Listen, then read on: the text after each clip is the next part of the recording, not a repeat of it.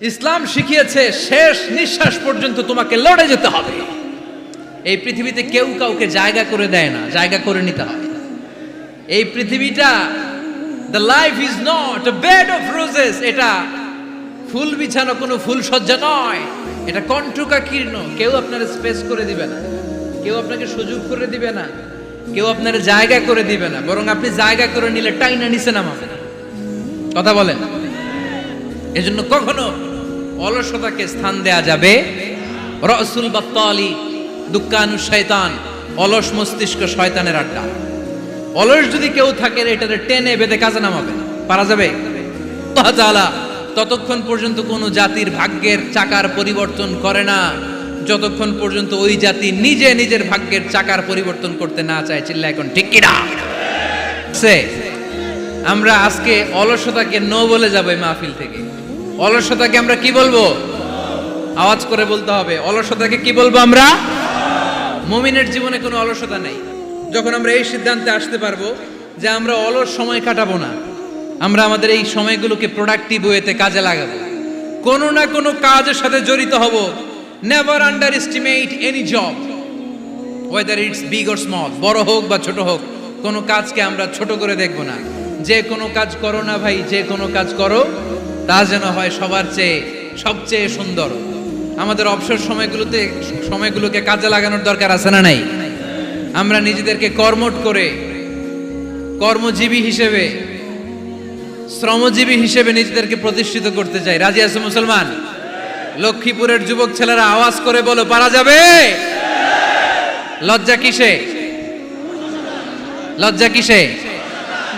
অনেকে টাঙ্কি মারে, এদিক সেদিক ঘুরে, আর বলে আমার আব্বা চেয়ারম্যান। আরে তোর আব্বা চেয়ারম্যান, তুই কি? আমার আব্বা MP, member of the parliament. আরে তোর বাবা এমপি, এটা তো তার গৌরব, তোর কি আছে সেটা বল। এজন্য নিজের পায়ে দাঁড়াবো। অলসতার সাথে আমাদের কোনো সম্পর্ক। আজকের এই মাহফিল থেকে আমরা অলসতা, অকর্মণ্যতাকে নো বলে দিলাম। অলসতাকে আমরা কি বললাম? আরো জোরে বলতে হবে। অলসতাকে কি বলবো?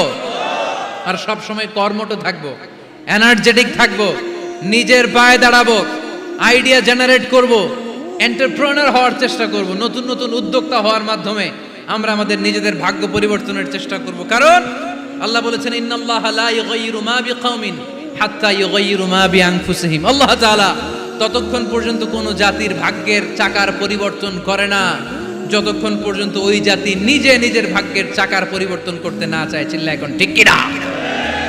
লাকাদ খালাকনা, একটা বাবার স্পার্মের মধ্যে 2 কোটি যদি শুক্রাণু না থেকে সেখান থেকে সন্তান হয় না।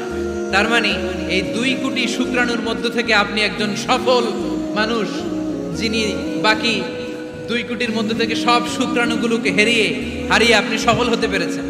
সেখান থেকে দুনিয়ার বুকে আপনি যখন এসেছেন, আপনাকে সংগ্রাম করে আসতে হয়েছে। যারা সিজারের মাধ্যমে পৃথিবীতে আসে তাদের এই সংগ্রামটা থাকে না, কিন্তু যারা নর্মাল প্রসেসে পৃথিবীতে আসে তাদের প্রচন্ড সংগ্রাম করে, প্রচন্ড চাপা খেয়ে পৃথিবীতে আসতে হয়। ঠিক কিনা? কারণ আমাদের সাইজ ছিল অনেক বড়। আমাদের মায়ের যে অঙ্গটা দিয়ে আমরা পৃথিবীতে আসব, ওই জায়গাটা ছিল খুবই সরু। আমাকে সংগ্রাম করে, আমাকে যুদ্ধ করে, আমার নিজের অস্তিত্বের প্রমাণ দিয়ে চিৎকার মেরে এই পৃথিবীতে আসতে হয়েছে। চিল্লায় বলো ঠিক কিনা? এজন্য এই পৃথিবীর বুকে আমরা যতদিন থাকবো সংগ্রাম করে বাঁচতে হবে। ঠিক কিনা? পরিশ্রমে লজ্জা আছে? লজ্জা কিসে? মনে থাকবে লক্ষ্মীপুরের ছেলেরা, যে আয়াত দিয়ে শুরু করেছি সে আয়াত দিয়ে শেষ করছি। যখন সালাতের সময় হয় মসজিদে যাব, আর সালাত যখন শেষ হয় তখন মসজিদের বাইরে আমরা কাজে নেমে পড়বো। রাজি আছি তো? ফাইদা কুদিয়াতিস সালাতু ফান্তাশিরু ফিল আরদি ওয়াবতাগু মিন ফাদলিল্লাহ ওয়া যিকুরুল্লাহা কাসীরান লাআল্লাকুম তুফলিহুন। যখন তোমাদের সালাত শেষ হয়ে যায় তখন তোমরা কর্মস্থলে ছড়িয়ে পড়ো। আল্লাহ শিক্ষা দিয়েছে, যেই পরিস্থিতিতে থাকো না কেন তোমাকে শ্রম ব্যয় করে, কষ্ট করে তোমার উপার্জন করতে হবে, রিজিকের বন্দোবস্ত করতে হবে। চিল্লায় বলেন ঠিক কিনা? ইসলাম আমাদেরকে এটাই শিখিয়েছে, কাজে লজ্জা নাই। আবার বিশ্বনবী বললেন, ইন খামাতিস সাআ ওয়া ফি ইয়াদি আহাদিকুম ফাসিলাতুন, তোমাদের কারো হাতে যদি একটা চারা বীজ থাকে, সে যদি দেখে কিয়ামত হতে শুরু করেছে, ফাইন ইসতাতাআ আন ইয়াগরিসাহা ক্বাবলা আন তাকুমাস সাআ ফালইয়াগরিসহা। কারো হাতে একটা চারা বীজ নিয়ত করেছে, চারা বীজটা রোপণ করবে। ইন দ্য মিন টাইম দেখলো কিয়ামত হতে শুরু করেছে। বিশ্বনবী বললেন, যদি তোমার সুযোগ থাকে কিয়ামত হওয়ার আগে চারা বীজটা রোপণ করে দাও। কথা বুঝতে পেরেছেন? আপনার হাতে একটা চারা বীজ, আপনি প্ল্যান করেছেন এই চারা বীজটা রোপণ করবেন। ইন দ্য মিন টাইম দেখলেন কি হওয়া শুরু হয়েছে? ইযা জুলজিলাতিল আরদু জিলজালাহা, দ্য বিগেস্ট আর্থকোয়েক, ভূমিকম্প শুরু হয়েছে, কিয়ামত হয়ে যাবে। বিশ্বনবী বললেন, কিয়ামত হইতেছে ওদিকে, আর তোমার হাতে যদি চারা বীজ থাকে দেরি করো না, কিয়ামত তোমার কাছ পর্যন্ত আসার আগে সুযোগ পেলে চারা বীজটা রোপণ করে দাও। সালাত শেষ, কাজে ঝাঁপিয়ে পড়ো, আদেশটা কার? তাহলে ইসলামে ইবাদতের অ্যাটিটিউডটা বুঝতে পারছেন?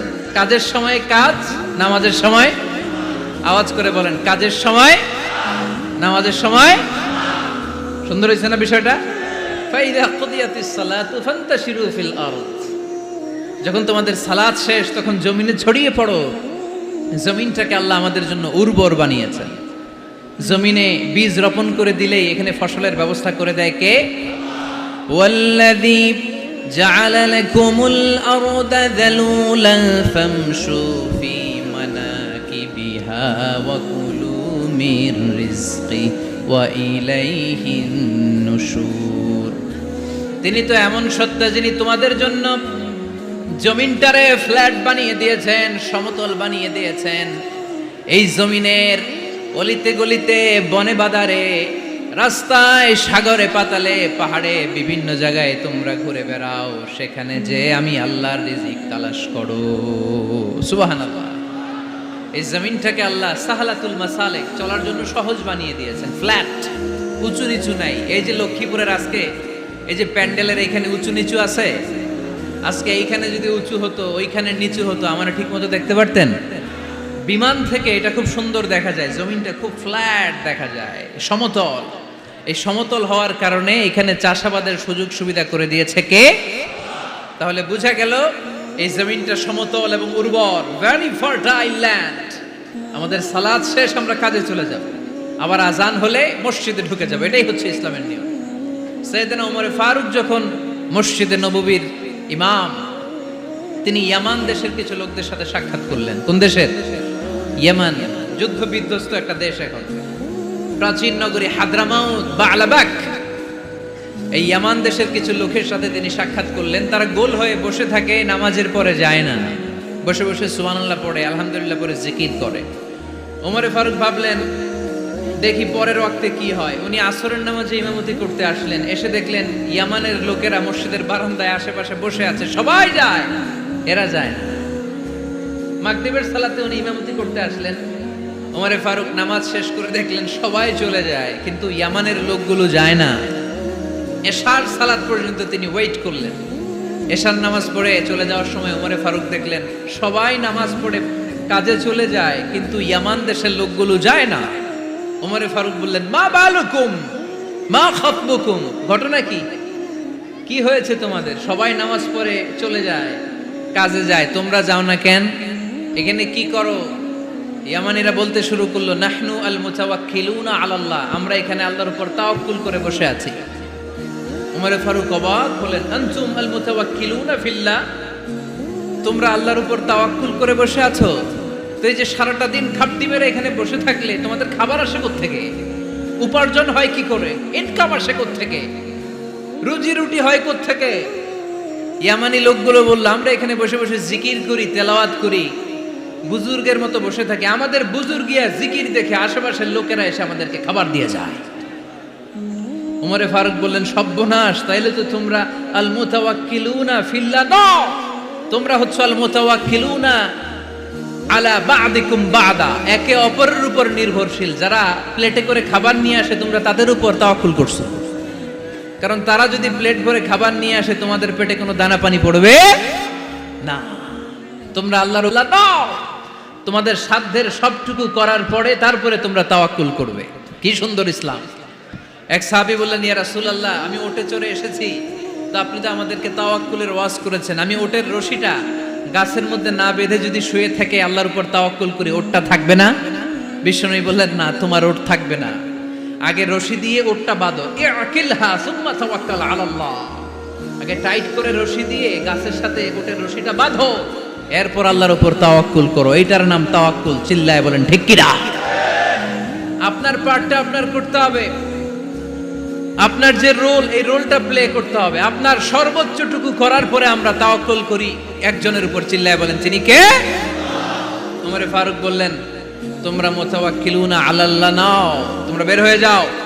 খবরদার এরপরে কোনো দিন তোমাদেরকে যেন এই মসজিদের মধ্যে ঘাপটি মেরে গোল হয়ে বসে থাকতে না দেখা যায়। কারণ ফাইদা কুদিয়াতিস সালাতু ফান্তাশিরু ফিল আরদ ওয়াবতাগু মিন ফাদলিল্লাহ। ইসলামের বিধান হচ্ছে যখন নামাজ শেষ মসজিদে বসে থাকা যাবে। চিল্লায় বলেন বসে থাকা যাবে? যাবে না। সর্বোচ্চটুকু করে তারপরে আপনাকে বের হয়ে যেতে হবে।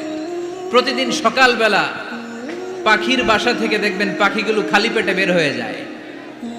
আপনাদের এই এলাকায় পাখির বাসা আছে? কি পাখির বাসা আছে? হ্যাঁ, সব পাখি আছে। তো সকালবেলা দেখবেন পাখির বাসা থেকে পাখিগুলো খালি পেটে বের হয়ে যায়। বিকেল বেলায় পাখিগুলোর ওদর ফুর্তি করে পেট ভর্তি করে আবার পাখির নিড়ে ফিরিয়ে দেয় কে? কারণ পাখিগুলো তাওয়াক্কুল করেছে কার উপর? পাখিগুলো তাওয়াক্কুল করে যদি পাখির নিড়েই বসে থাকতো, ওদের পেটে খাবার আসতো? কথা বলেন। বিশ্বনবী এটাই বললেন, তাকদু খিমাসান ওয়া তারুহু বিতানান। তোমরা যদি পাখির মতো তাওয়াক্কুল করো, মানে আল্লাহর উপর তাওয়াক্কুল করে জমিনে বের হয়ে যাও, তোমাদেরও রিজিকের দায়িত্ব নিয়ে নিবে কে? সকালবেলা প্রতিটা পাখি না খেয়ে বের হয়ে যায়। একটা পাখির পেটের ভেতরে কোনো দানা পানি নাই, কিন্তু আল্লাহর উপর তাওয়াক্কুল করে পাখিগুলো যখন বের হয়ে যায়, বিকেল বেলা পেট ভর্তি করে ওদর ভর্তি করে আবার পাখির নিরে পাখিগুলোরে ফিরিয়ে দেয় কে? পাখিগুলো কি আমাদের মতো খাবার জমা করে রাখতে পারে? আমরা তো 7 দিনের বাজার একবারে করে ফ্রিজে রাখি। পাখিদের ফ্রিজ আছে না? আছে। আমাদের অতিরিক্ত টাকা হলে আমরা ব্যাংকে ব্যালেন্স করে রাখতে পারি, অ্যাকাউন্ট করে রাখতে পারি। পাখিরাও তো অ্যাকাউন্ট করে রাখে না? না, প্রতিদিন না খেয়ে বের হয়। কালকে ওই পাখিটা কি খাবে, কোন জায়গা থেকে তার রিজিকের ব্যবস্থা হবে আল্লাহ ছাড়া কেউ জানে। এটার নাম তাওয়াক্কুল। এটার নাম কি? আমাদের সাধ্যের, আমাদের ক্যাপাসিটি, আমাদের ক্যাপাবিলিটির সবটুকু করে আমরা তাওয়াক্কুল করি একজনের উপর। চিল্লায় বলেন তিনি কে? এজন্য ইসলাম আমাদেরকে শিখায়, সালাত যখন শেষ বের হয়ে যাও, কাজে নেমে পড়ো। কাজে কোনো লজ্জা নাই, পরিশ্রমে কোনো লজ্জা আছে? যিনি রিক্সা চালায় এতে তার কোনো লজ্জা আছে? দিনমজুর, কুলি, ঠেলা গাড়ি চালায়, ছোট্ট ব্যবসা করে, এতে কোনো লজ্জা আছে? লজ্জা নাই। খেয়াল রাখবেন, লজ্জা হচ্ছে অলসতায়। লজ্জা কিসে? বিষ্ণু ঈসা ইসলাম বলেছেন, মা আকালা আহাদুন তুআমান কাত্তু খায়রুম মিন আইয়াকুলা মিন আমালি ইয়াদি। নিজ হাতে উপার্জিত খাবারের চেয়ে, অর্থের চেয়ে শ্রেষ্ঠ খাবার পৃথিবীর কোনো মানুষ কোনোদিন ভক্ষণ করে নাই। চিল্লায় কোন সুবহানাল্লাহ। শ্রেষ্ঠতম খাবার নিজ হাতে উপার্জিত খাবার। ঘাম জড়িয়ে যে অর্থ উপার্জন করা হয়, যে ইনকাম করা হয়, এটা হালাল। আর হালাল খেয়ে দোয়া করলে কবুল করে কে? এজন্য খেটে খাওয়া মানুষ, শ্রমজীবী মানুষ আর মেহনতি মানুষদেরকে বিশ্বনবী খুব ভালোবাসতেন। তারা বিশ্বনবীর বন্ধু আর বিশ্বনবী ছিল তাদের বন্ধু। সুবহানাল্লাহ পড়েন। এত ভালোবাসতেন বিশ্বনবী খেটে খাওয়ার মেহনতি মানুষদেরকে। সব সময় বিষ্ণু ইসলাম তাদের জন্য দোয়া করতেন। এজন্য যারা খেটে খায় তারা কপালওয়ালা, তারা মুস্তাজাবুদ দাওয়া। তারা কি? মুস্তাজাবুদ দাওয়া মানে এমন ব্যক্তি যে ব্যক্তি দোয়া করতে দেরি হয় কিন্তু দোয়া কবুল হতে দেরি হয় না। আপনারা এখানে ব্যবসা করেন কে কে? দেখি তো, হাত তোলেন তো। ব্যবসা, মাশাআল্লাহ, অনেক ব্যবসায়ী আছে তো দেখি। আচ্ছা, হাত নামান। চাকরি করেন কে কে? চাকরি, চাকরিও তো অনেক করে দেখি, হাত নামান। প্রবাসী, ছুটিতে দেশে আসছেন। হুজুর আমি আছি, কই? আপনি দেখতে আসছেন? মাশাআল্লাহ। কোন দেশে থাকেন? সৌদি আরব। আলহামদুলিল্লাহ। সৌদিতে ভাল লাগে নাকি সৌদি স্বপ্নের দেশ, খাটতে খাটতে জীবন শেষ? ইনশাআল্লাহ। আচ্ছা, ইউনিভার্সিটির স্টুডেন্ট আছো কারা কারা দেখি? মাশাআল্লাহ, হাত নামাও। ক্লাস 5 থেকে ইন্টারমিডিয়েট পর্যন্ত পড়াশোনা করতেছো অথবা দাখিল আলিম পর্যন্ত, কারা কারা দেখি? মাশাআল্লাহ, হাত নামাও, হাত নামাও। একবারও যারা হাত তুলেন না এবার তারা হাত তুলেন। আন্নেরা কি করেন? হ্যাঁ, বেকার।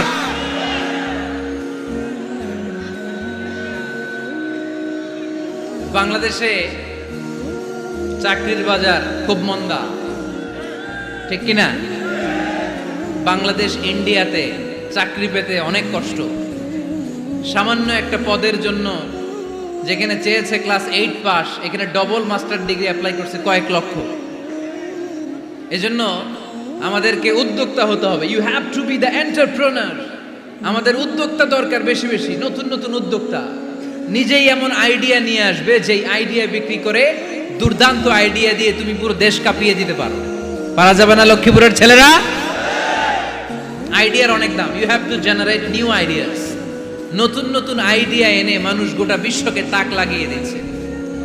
এই যে কত কয়েক বছর আগে কারের একটা রাইড চালু হয়েছে, নাম হয়েছে উবার। কি নাম? ঢাকায় যারা চলাফেরা করেন তারা হয়তো চড়েছেন। উবারের নাম শুনছেন না? এই উবার কোম্পানি কি করে জানেন? নিজেদের ব্যবসা নাই, পুঁজি নাই, পাত্তি নাই, অফিস নাই, কিচ্ছু নাই, কোটি কোটি টাকা হাতায় নিচ্ছে। Just idea, just they are generating new ideas. নতুন নতুন আইডিয়া দিয়ে গোটা বিশ্ব কাঁপিয়ে নিয়েছে একটা মোবাইল অ্যাপসের মাধ্যমে। কিসের মাধ্যমে? Mobile apps. একটা কোম্পানি খুলেছে, গোটা বিশ্বের সব প্রাইভেট কারওয়ালারা ওইখানে রেজিস্ট্রেশন করে আপনি মোবাইলে কোথায় যাবেন, কোত্থেকে যাবেন লিখবেন, গাড়ি আপনার বাড়ির সামনে এসে হাজির। তার একটা পার্সেন্টেজ ওই উবার কোম্পানি পায়। ইউনাইটেড স্টেটস অফ আমেরিকার একটা স্টেট আছে সান ফ্রান্সিসকো, ওইখান থেকে শুরু করছে। 775টা সিটিতে ওদের অপারেশন আছে। বাংলাদেশে ঢাকাতেও আছে। আমি মালয়েশিয়াতে থাকি, ওখানেও আছে, ওখানেও আমরা চড়ি। প্রায় 63টা দেশে ওদের কাজ বাজ আছে। গত বছরে 2018 সালে ওদের প্রফিট ছিল, রেভিনিউ ছিল 11.27 billion US dollar, 11.27 US billion dollar. Just they are selling their ideas. নতুন নতুন আইডিয়া দিয়ে গোটা বিশ্ব কাঁপাচ্ছে। এই উবার যখন চালু হলো, আমি তখন মালয়েশিয়ায় শুনলাম বাংলাদেশে নতুন আরেকটা বাইর হইছে, পাঠাও। কি নাম? এটা বোধহয় সারা বাংলাদেশ ব্যাপী হয় নাই, 3টা জায়গায়, সিলেটে, চট্টগ্রামে আর ঢাকায়। এরা আরো চালাক। বাংলাদেশের ছেলেপেলেদের মাথায় চিকন চিকন অনেক বুদ্ধি। এরা ভাবলো এই উবার দিয়ে আর আমরা কত আগাবো, আমাদের গাড়ি আরো ছোট করতে হবে। এরা মোটরসাইকেল রাইড দেওয়া শুরু করছে। জ্যামের শহর ঢাকা, চিপা চাপা দিয়া এরা আপনারা নিয়ে জায়গা মতো পৌঁছায় দেবে। তো এই যে উবারের পরে আমাদের ছেলেরা বানাইলো পাঠাও। এরপরে কত কিছু বানাচ্ছে ছেলেপেলেরা, আমি তো এগুলো দেখে অবাক। রকমারি.com নাম শুনছো? বিক্রয়.com নাম শুনছো? ঘরে বসে বসে কোটি কোটি টাকা হাতিয়ে নিচ্ছে তারা। Just they are selling their ideas. যেহেতু আমাদের চাকরি কম, ওই চাকরির বাজারে আমরা লাইন দিতে চাই না। আমাদের মেধাকে খাটিয়ে খাটিয়ে আমরা নতুন তরুণ উদ্যোক্তা বানাতে চাই। চিল্লায় বলো ঠিক কিনা? উদ্যোক্তা যত বাড়বে ততই দেশের কল্যাণ হবে। মানুষ তাদের আইডিয়াকে কাজে লাগিয়ে গোটা বিশ্বকে তাক লাগিয়ে দিচ্ছে। আমরা আমাদের সমতল ভূমিতে চাষ করতে চাই না। মালয়েশিয়াতে একটা এলাকা আছে ক্যামেরুন হাইল্যান্ড, ওরা পাহাড়ের মধ্যে চাষাবাদ করে গোটা মালয়েশিয়ার খাদ্যদ্রব্যের অভাবকে মুক্ত করে দিয়েছে। পাহাড়ের মধ্যে ওখানে ফুলের বাগান, ক্যামেরুন হাইল্যান্ড প্রায় 6000 ফিট উঁচু, প্রচন্ড ঠান্ডা। এই ঠান্ডা পাহাড়ি হিল ট্রাক্স এরিয়াতে মালয়েশিয়ার এই ক্যামেরুন হাইল্যান্ডে ওখানে আছে ফুলের বাগান, আছে ফলের বাগান, আছে চায়ের বাগান, ওখানে মধুর চাষ হয়, ওখানে শাকসবজি চাষ হয়, ওখানে অনেক কিছু চাষাবাদ হয়। ওই ফলমূল শাকসবজি দিয়ে গোটা মালয়েশিয়ার 14টা স্টেটে যত শাক সবজি ফলমূল লাগবে ওরা আঞ্জাম দেয়। আর আমরা আমাদের সমতল ভূমিতে চাষ করতে চাই না। আমরা চাষাবাদকে খুব লজ্জা মনে করি। এটা ভুল আইডিয়া। আমাদের যে এলাকা যেই জিনিসের জন্য বিখ্যাত ওইটাকে আমাদের ব্র্যান্ডিং করতে হবে। লক্ষ্মীপুর কিসের জন্য বিখ্যাত? নারিকেল সুপারি।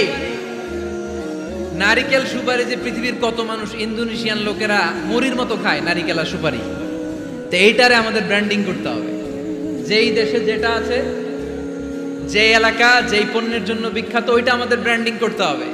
আমাদের আদমজির জুট মিল বন্ধ না, ভাওয়ানি জুট মিল বন্ধ, আমাদের পাট শিল্পকে ধ্বংস করে দিয়ে ইন্ডিয়া এখন ওই কটনের পাঞ্জাবি বানায়, জুট কটনের পাঞ্জাবি, আছে না নাই? পুরা বাংলাদেশের মার্কেট এই জুট কটনের পাঞ্জাবি দিয়ে সয়লাভ। আমাদের বাংলাদেশের পাট দিয়ে যদি আমরা মিহি পাঞ্জাবি বানাতে পারতাম, গোটা বিশ্ববাজারকে আমরা দখল করে নিতে পারতাম, ঠিক কি না? এজন্য আমাদেরকে নতুন নতুন আইডিয়া জেনারেট করতে হবে। চাকরির পিছনে বসে থাকলে চলবে না। আর আজান যদি হয়ে যায় ছুটে যাব মসজিদে, আর নামাজ শেষ হলে আমরা আমাদের কাজের দিকে চলে যাব। চিল্লায় বলেন ঠিক কি না? যেটাই করব আমরা ভালোভাবে করব। আল্লাহ বলেছেন লিয়াবলুয়াকুম আইয়ুকুম আহসানু আমালা। লক্ষ্মীপুরের ভাইয়েরা আওয়াজ করে উত্তর দেন, আওয়াজ করে উত্তর দিতে হবে। জান্নাতে যেতে হলে 100তে কত নাম্বার পেতে হবে? হ্যাঁ, হয় নাই 51। কি নাম তোমার? হ্যাঁ, ফরহাদ। জান্নাতে যেতে হলে 100তে আমার দরকার 51। 100তে কত লাগবে? ফাআম্মা মান সাকুলাত মাওয়াজিনুহু ফাহুয়া ফি আইশাতির রাদিয়া। সেদিন মিজানের পাল্লা যার ভারী হয়ে যাবে সে আনন্দ উৎসবে থাকবে। তো মিজানের পাল্লা ভারী হওয়ার জন্য 100তে আমার কত পাওয়া লাগবে? কত পাওয়া লাগবে? 51 পেলেই হয়ে যাবে। এজন্য আল্লাহ বলছেন লিয়াবলুয়াকুম আইয়ুকুম আহসানু আমালা। যেটাই করবে ভালোভাবে করবে। আল্লাহ এটা পরীক্ষা করতে চান যে আমরা ভালোভাবে কে কতটুকু আমল করেছি।